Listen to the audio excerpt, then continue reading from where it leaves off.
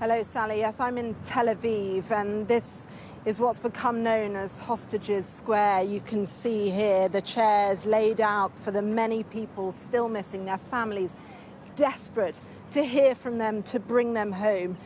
In the past hour, we have seen a video released by Hamas purporting to show 3 hostages asking to be brought home and criticising Benjamin Netanyahu.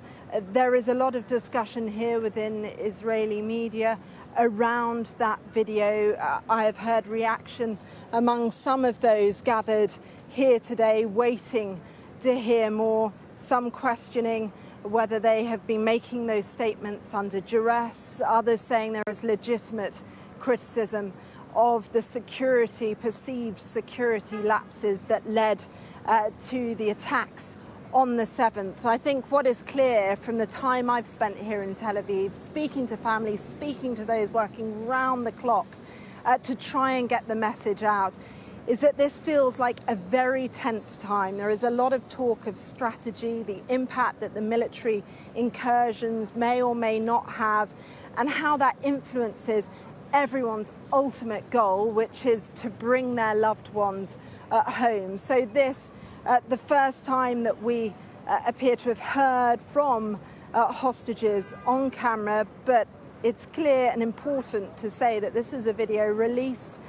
by Hamas, and Benjamin Netanyahu has been responding. He says and condemns it as cruel, psychological propaganda, a video that he says should not be released, and we are expecting to hear from him a little later on. Cordelia, look, just more on the tense nature of the atmosphere in Israel at the moment. As you say, you're in Tel Aviv, but earlier there was also an incident in Jerusalem, a stabbing. Tell us more about that, if you can.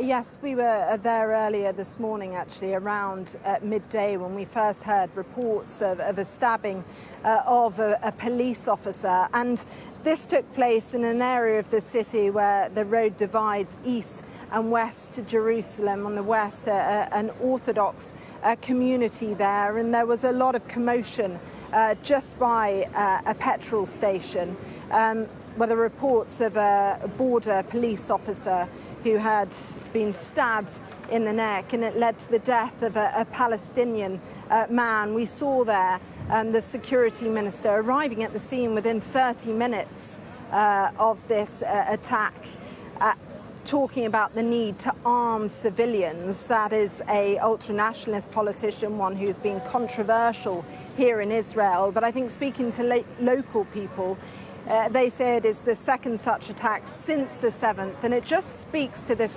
rising anxiety. Jerusalem is a city that has seen these spates of violence in the past year, but I think this is an exceptional time when people are on high alert, and just seeing an incident like that occur so close to these devastating moments for the people of Israel makes them exceptionally fearful.